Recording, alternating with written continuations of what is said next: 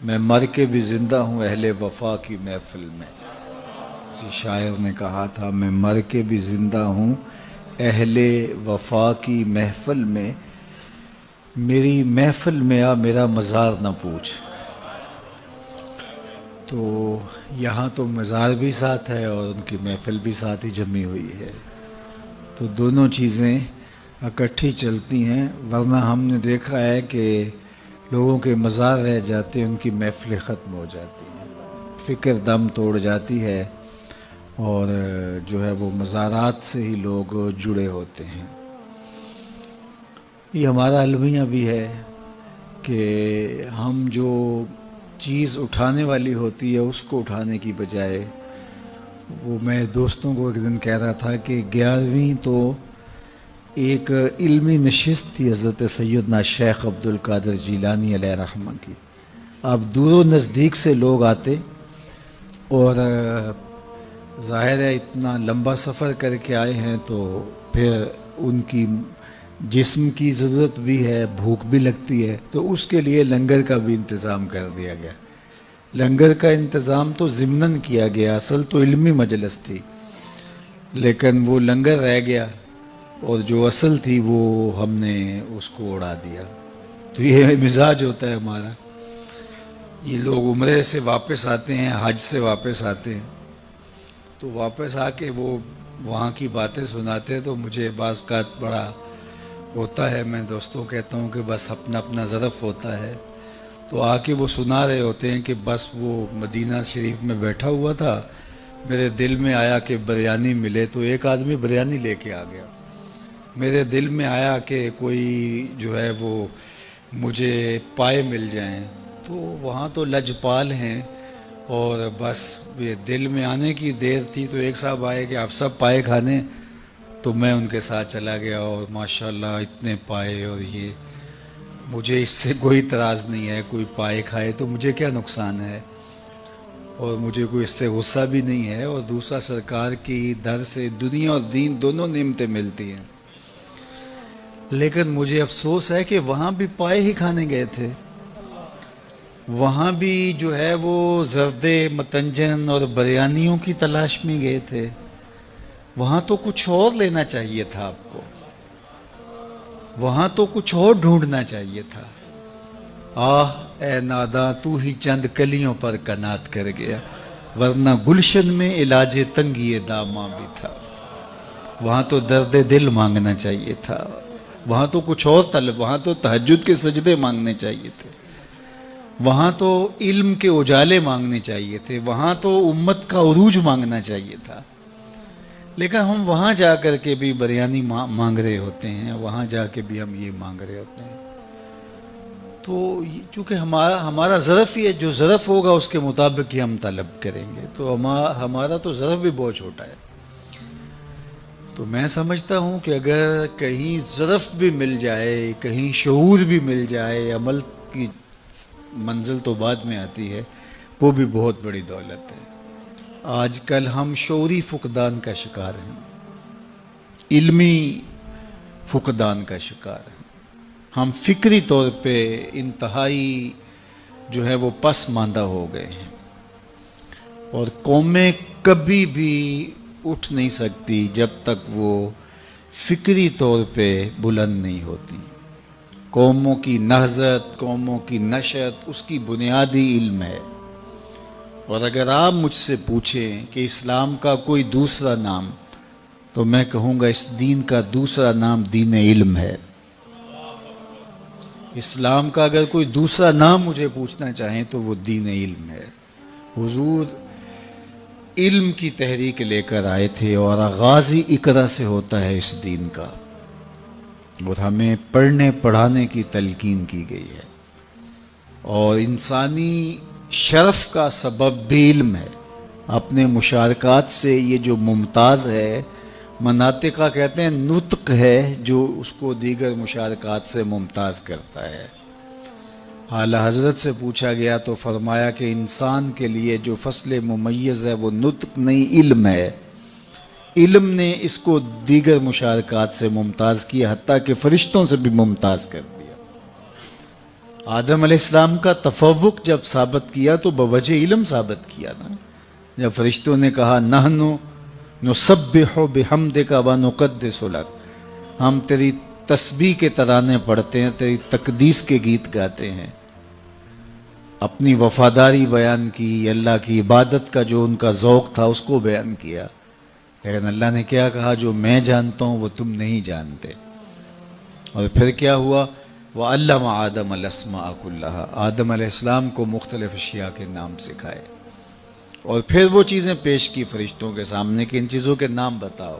وہ نہیں جانتے تھے تو کہا کہ اے آدم تم ان چیزوں کے نام بتاؤ. تو جب انہوں نے بتائے تو کہا میں نے کہا تھا میں زمین و آسمان کی پوشیدہ چیزوں کو جانتا ہوں. اور پھر ان کے لیے سجدے کا حکم ہوا کہ اب تعظیماً ان کے آگے اپنا سر جھکاؤ، اپنی جبین نیاز کو ان کے سامنے جھکاؤ، یا انہنا جو بھی علماء نے لکھا. تو ان کے لیے جو ہے وہ تم اپنے آپ کو جو ہے وہ عجز کے طور پہ پیش کرو، اور ان کا تفوق جو ہے تمہارے اوپر ثابت ہو گیا. کس وجہ سے؟ بوجہ علم. جن چیزوں کے نام فرشتے نہیں جانتے تھے ان چیزوں کے نام جناب آدم علیہ السلام جانتے تھے. تو آدم کا تفوق فرشتوں سے جو ہوا وہ بوجہ علم ہوا. تو پھر علم ممتاز کرتا ہے. وہ کتا جو سیکھ جائے اور کتا جو نہیں سیکھا ہوا، دونوں کے شکار میں فرق ہے. ایک کا لایا ہوا مردار ہے اور دوسرے کا لایا ہوا جو ہے وہ طیب ہے. کتا سیکھ جائے تو ممتاز ہو جاتا ہے، تو انسان کتنا ممتاز ہوگا وہ سیکھ جائے.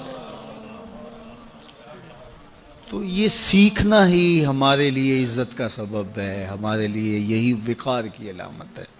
امام فخر الدین رازی نے لکھا کہ وہ چیونٹی جس نے کہا تھا جلدی جلدی اپنی بلوں میں داخل ہو جاؤ، کہیں پیغمبر کا لشکر جو ہے وہ تمہیں اپنے پاؤں تلے کچل نہ دے عدم آگہی کی وجہ سے، یعنی ان کا التفات نہ ہو، توجہ نہ ہو، اور وہ تمہیں اپنے پاؤں تلے رون ڈالے. یہ چیونٹی نے کہا. 3 فرسخ دور ابھی لشکر تھا اور چیونٹی نے پہلے سے ہی اس کو محسوس کیا اور اپنی ہم جولیوں سے کہا.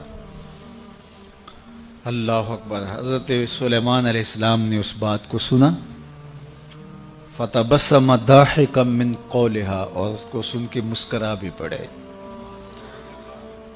پیغمبر کے حواس کو اپنے حواس پہ قیاس کرنے کی کبھی بھی بدکاری نہیں کرنی چاہیے. اللہ نے جو پیغمبروں کو شان دی ہے وہ الگ ہے. ہمارے کان کے پردے پہ بھی چیونٹی رکھ دی جائے تو ہم نہ سمجھ پائیں کہ وہ کیا بول رہی ہے. 3 فرسخ دور 9 میل بنتا ہے، 14-15 کلومیٹر بنتا ہے.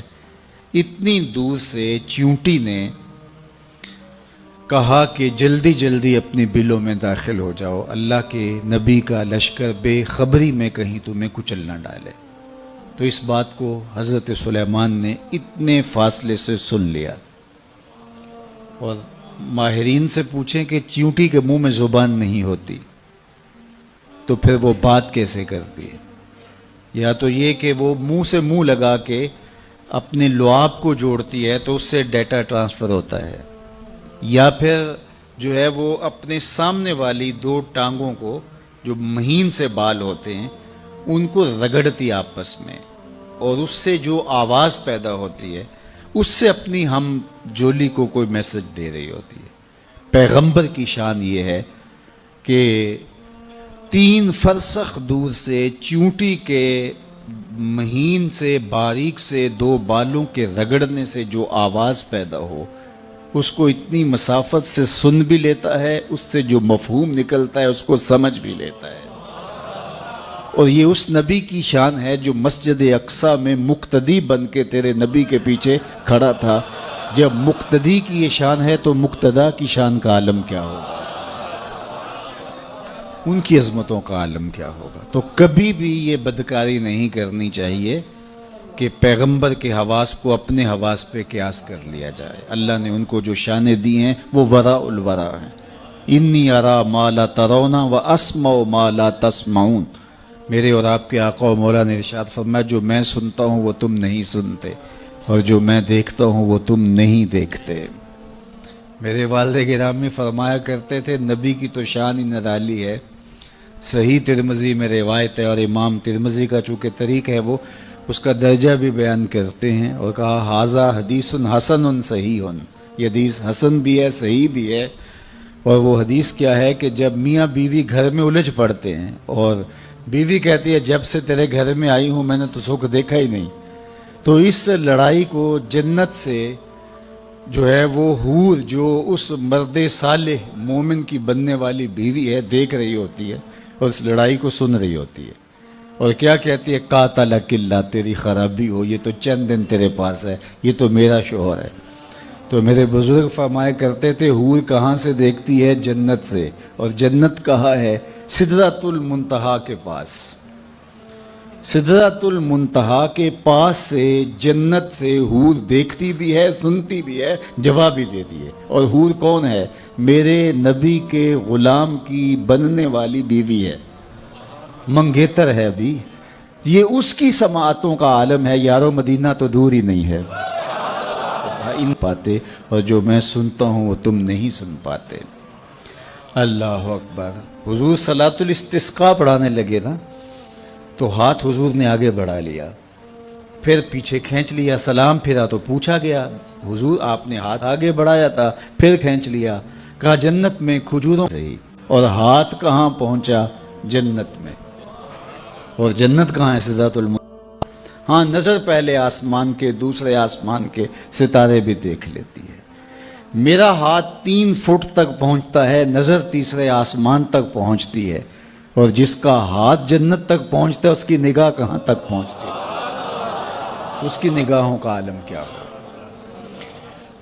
تو کہا جلدی جلدی اپنی بلوں میں داخل ہو جاؤ، اللہ کے پیغمبر کا لشکر تمہیں کہیں بے خبری میں کچھ چلنا دے۔ تو اس پر حضرت سلیمان مسکرائے۔ اللہ اکبر۔ تو امام فخر الدین رازی علیہ رحمہ فرماتے ہیں کہ اس چیوٹی کو اس بات کا علم تھا کہ پیغمبر کی صحبت پانے والا لشکر جان بوجھ کر ننھی جان کو بھی ضائع نہیں کر سکتا، اس لیے اس نے کہا کہیں بے خبری میں نہ ماری جاؤ، کہیں بے خبری میں نہ کچلی جاؤ۔ تو یہ چیونٹی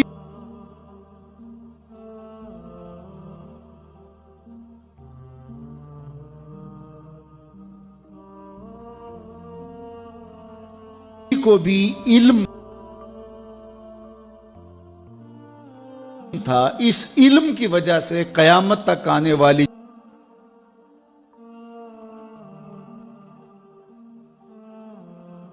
چیونٹیوں کا اس چیونٹی کو سردار بنا دیا گیا۔ یہ شعور رکھنے کی وجہ سے کہ پیغمبر کی صحبت میں بیٹھنے والا لشکر جان بوجھ کے ننھی جان کو بھی ضائع نہیں کر سکتا۔ اللہ اکبر۔ یہ ادراک، یہ شعور ایک چیونٹی بھی رکھ سکتی ہے، لیکن ایک تنظیم کے قائد کو کیوں نہیں پتا؟ یہ تو ایک چیونٹی کو بھی علم ہے۔ انسانی وجود کے ساتھ بم باندھ کر کے انسانوں کے انبوب میں گھس جایا جاتا ہے، اور پھر وہ بم پھٹتا ہے اور چھوٹے چھوٹے بچوں کی بدن کی بوٹیاں دیواروں سے چپک جاتی ہیں، اور تنظیم کا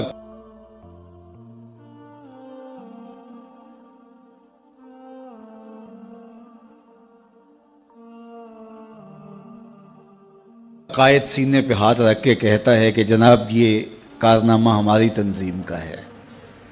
میاں ایک چیونٹی کو بھی شعور ہے کہ نبی کی تربیت میں رہنے والا لشکر جان بوجھ کے ننھی جان کو بھی ضائع نہیں کر سکتا، اور جو انسانوں کے انبوہ میں گھس جاتے ہیں اور خود کچھ بمبار حملے کرتے ہیں وہ کسی شیطان کا لشکر تو ہو سکتا ہے، پیغمبر کا لشکر نہیں ہو سکتا۔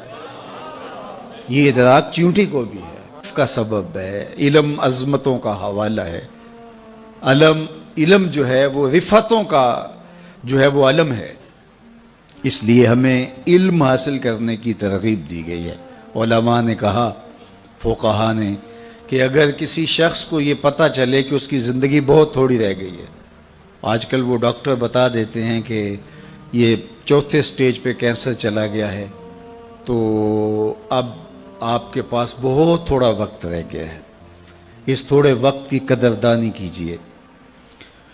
چاہے اللہ تو لمبی زندگی بھی دے سکتا ہے، بیماری کو کافور بھی کر سکتا ہے، لیکن ظاہری اسباب یہی بتاتے ہیں۔ میں آپ کو اس ضمن میں مجھے ایک بات یاد آ گئی، میرے اس موضوع سے تو جڑی نہیں لیکن شعور کی بات ہے، آپ کو میں ضرور وہ بتانا چاہوں گا۔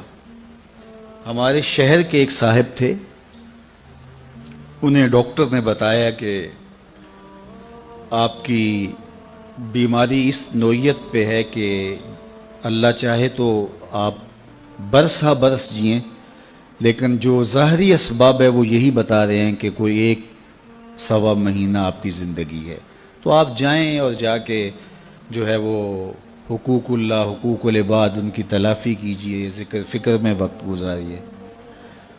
تو وہ مجھے ملنے آئے اور مجھے کہنے لگے کہ مجھے ویسے کوئی تکلیف نہیں ہے، اور ڈاکٹر نے مجھے یہ کہا ہے اور فلاں ہاسپٹل کے ڈاکٹر نے کہا ہے، لیکن پھر بھی میں چاہتا ہوں کہ کسی اور کو بھی دکھلا دوں۔ تو ایک بڑا اچھا ڈاکٹر تھا میرے ملنے والا، میں نے کہا آپ اس سے مل لیجئے۔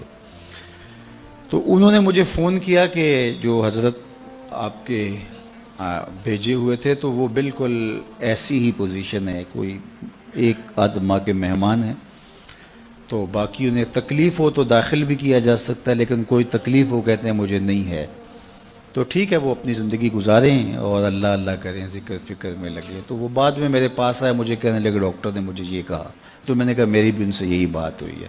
تو میں نے کہا ٹھیک ہے، یہ آپ کے پاس اللہ آپ کو لمبی زندگی دے، ہم دعا کرتے ہیں، لیکن یہ بڑا قیمتی وقت ہے۔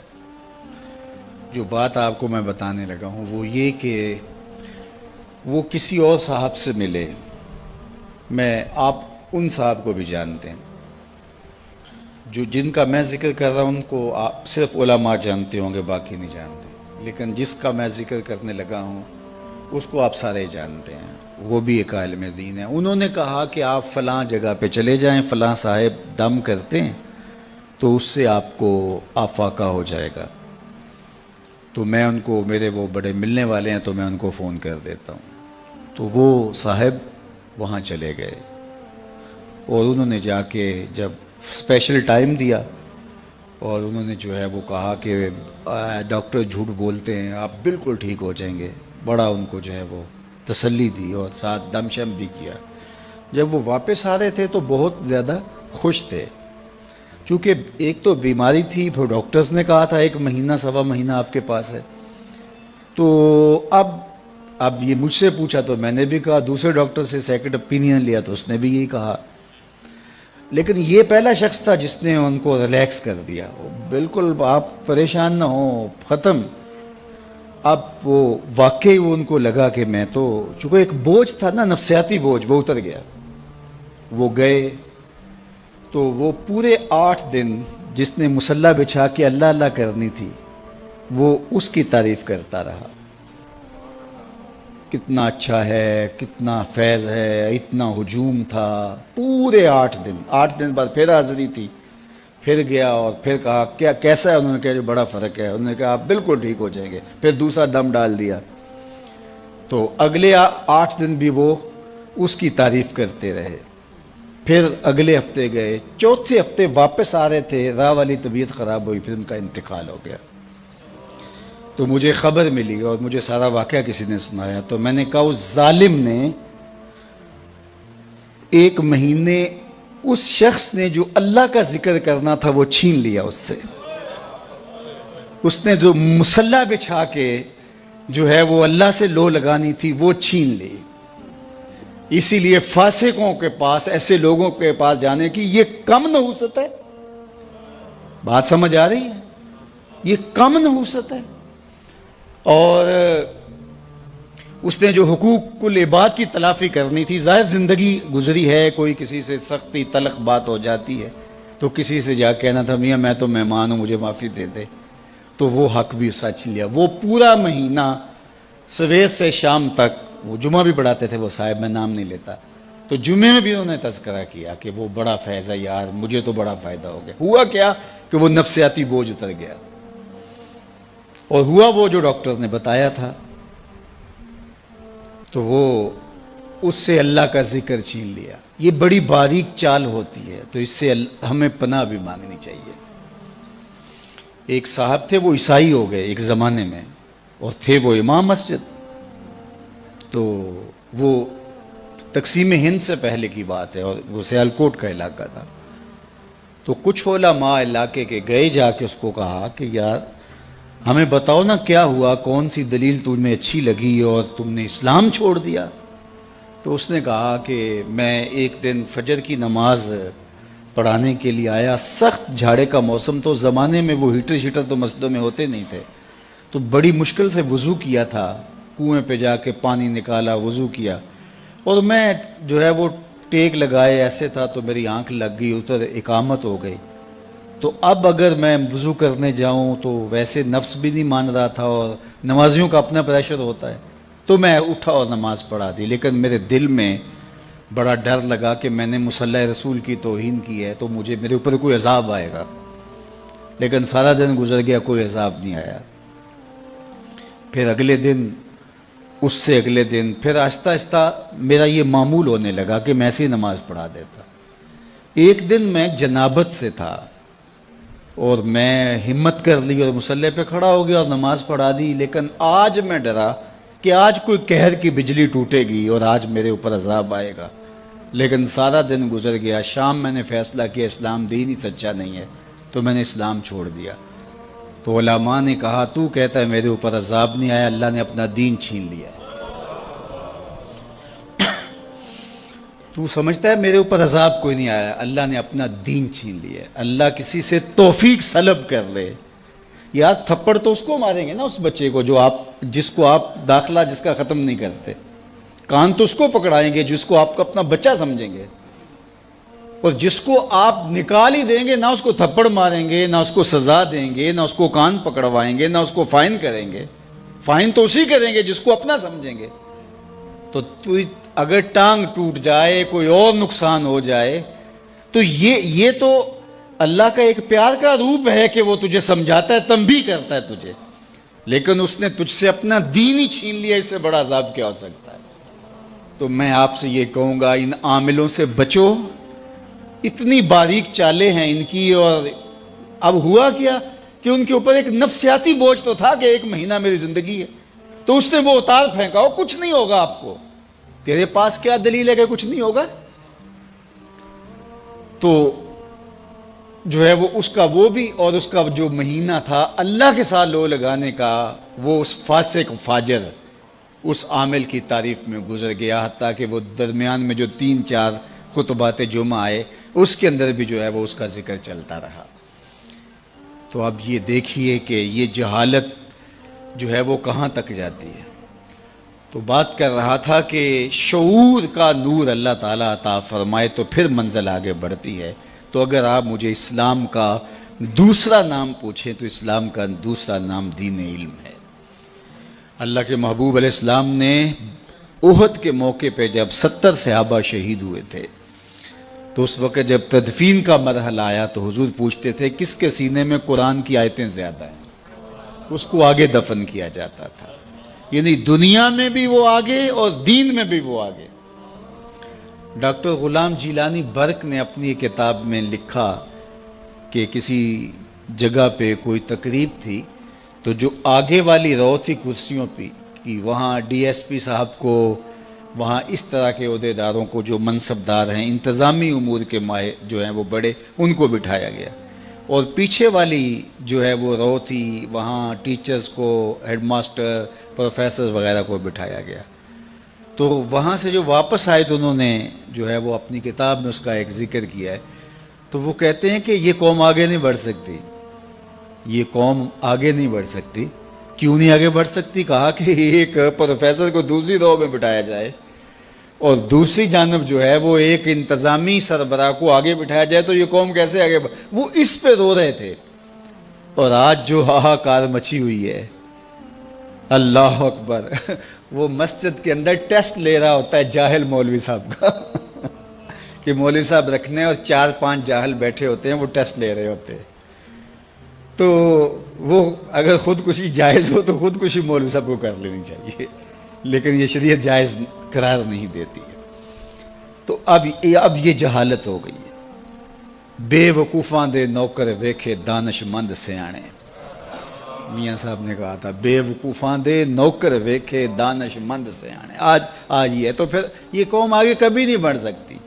2 کو 2 سے ضرب دے تو حاصل ضرب 4 آتا ہے. یہ اللہ کا ضابطہ ہے, کبھی ہو ہی نہیں سکتا. یہ ٹکرے مارنے والی بات ہے. کبھی ہم اس سے امید لگا کے بیٹھتے ہیں, کبھی اس سے امید لگا کے بیٹھتے ہیں. کچھ بھی نہیں ہونے والا. تعمیر ہو جس سے آدم کی, یہ وہ گل ہی نہیں. اس مٹی سے کچھ نہیں نکلنے والا.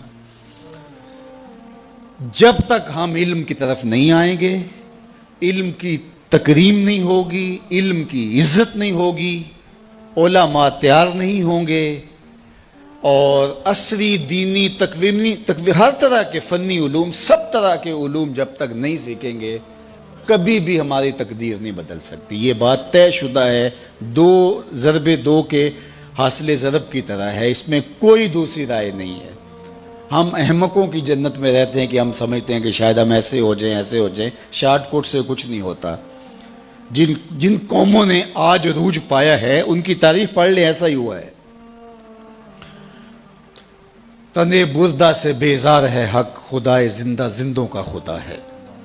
ایسا کبھی نہیں ہوگا کہ ہم ہاتھ پہ ہاتھ دھر کے بیٹھے اور علم کی آماج گاہیں اجڑ جائیں اور جاہلوں کو ہم جو ہیں وہ مناصب کے اوپر بٹھا دیں تو ہم سمجھیں کہ ہم جو ہے وہ ترقی پا جائیں. کبھی بھی نہیں ہو سکتا. اس لیے ہمیں علم کی آماج گاہوں کو آباد کرنا ہوگا. اب جو معاشرے میں پھیلا ہوا ہے, ہم اگر اس کو دیکھیں تو ہم تو مایوس ہو جاتے ہیں کہ ہم کیا کر سکتے ہیں. جب اتنا کچھ پھیلا ہوا ہے تو صرف ہمیں ہمارے حصے کا کام کرنے کا کہا گیا ہے. ہمارے ہاں ذمہ داری بھی وہی ہے اور ہمارا رب ہم سے پوچھے گا بھی اتنا ہی. اس لیے جو میری ذمہ داری ہے میں اس کو نبھاؤں, اور جو آپ کی ذمہ داری ہے اس کو نبھائیں. اللہ اکبر. اور وہ ہم نے کرنا ہے. تو انشاءاللہ یہی چراغ جلیں گے تو روشنی ہوں گی. انہی عام آج گاہوں سے نور پھوٹے گا, یہیں سے اجالے پھوٹیں گے. تو اس لیے میں آپ کو کہتا ہوں کہ جہاں بھی چراغ علم روشن ہو وہاں اپنے جگر کا خون ضرور ڈالیں. یہ کام کرنے والوں کے لیے آج کے دور میں دین کا خلوص کی بنیادوں پہ کام کرنے والے اگر آپ ڈھونڈنے نکلیں گے تو آپ کو ملیں گے نہیں, انگلیوں پہ گننے والے لوگ ہوں گے چند. لیکن ایسا نہ ہو کہ ان بیچاروں کو بھی کام کے لیے وسائل رکاوٹ بن جائیں. تو اللہ نے جس کو جو دیا ہے, صلاحیت ہے, مال ہے, وہ نچھاور کر دیں تاکہ ان کو کم از کم اس باب کے اندر کوئی پریشانی نہ ہو. ویسے بھی فرمایا گیا کہ دین کا کام درہم و دینار سے ہوگا قرب قیامت میں. اس کا ایک معنی تو یہ ہے کہ لوگ دین کو درہم و دینار کے بدلے میں بیچیں گے, اور دوسرا یہ ہے کہ اگر کوئی کام کرنا بھی چاہے گا تو اس کو وسائل کی بہرحال ضرورت ہوگی. وہ زمانہ تھا کہ علماء برگد کے درخت کے نیچے بیٹھ جاتے تو لوگ ان کے پاس آ کے پڑھ کے وہیں سے چلے جاتے. مجھے اچھی طرح یاد ہے, میں بالکل بچہ تھا, والد گرامی کے پاس جو لڑکے پڑھتے تھے وہ ہماری بھینسوں کو چارہ ڈال رہے ہوتے اور جو ہے وہ بہت خدمت کرتے ہوتے. لیکن آج جو ہے وہ میں تو اپنے طلباء سے کوئی خدمت نہیں لے سکتا. اس وقت وہ مسجد میں جا کے سو رہتے اور بیٹھک میں آ کے جو ہے وہ دن کو سبق پڑھ لیتے. تو آج کیا ایسا ہو سکتا ہے؟ آج اچھی عمارتیں بنانی پڑیں گی, اچھا ماحول دینا پڑے گا, ایک چھت تلے سب کچھ فراہم کرنا پڑے گا.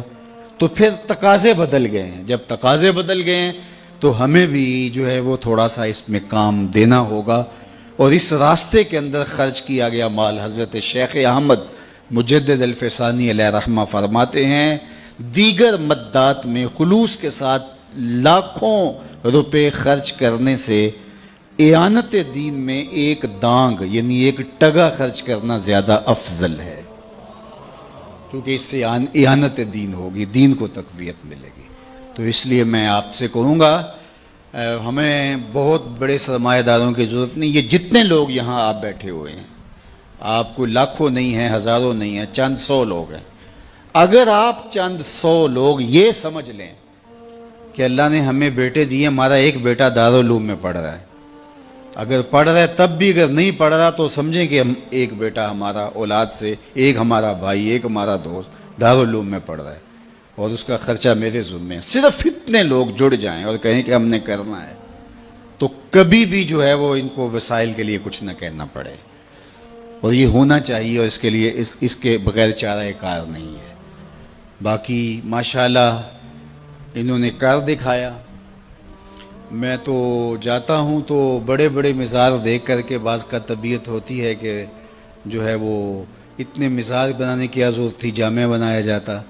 لیکن یہاں مزار دیکھ کے مجھے دکھ اس لیے نہیں ہوا کہ جامعہ اس سے پہلے بن چکا تھا. تو لہٰذا ان لوگوں کا حق ہے کہ جو ہے وہ ان کو اعزاز و تکریم دی جائے اور ان کی عزت افزائی کی جائے. تو اللہ اس مسجد کو، اس دارالعلوم کو آباد رکھے اور خالد مرحوم رحمۃ اللہ تعالیٰ علیہ کی قبر کو بقعہ نور بنائے. ان کے جو رفقائے کار ہیں، محترم حیدری صاحب ہیں اور دیگر، اللہ تعالیٰ ان کو ان کے مشن پر گامزن رکھے اور یہ جو سلسلہ نور شروع کیا ہے اللہ تعالیٰ اس کے لیے خزانہ غیب سے وسائل بھی دے اور اللہ تعالیٰ جل شانہ یہاں خوبصورت تعلیمی نظم کی صورت عملی طور پہ ہمیں نظر بھی آئے. اللہ اپنی خاص پناہ امان اور حفاظتوں کا حصار دے. وآخر دعوانا ان الحمدللہ.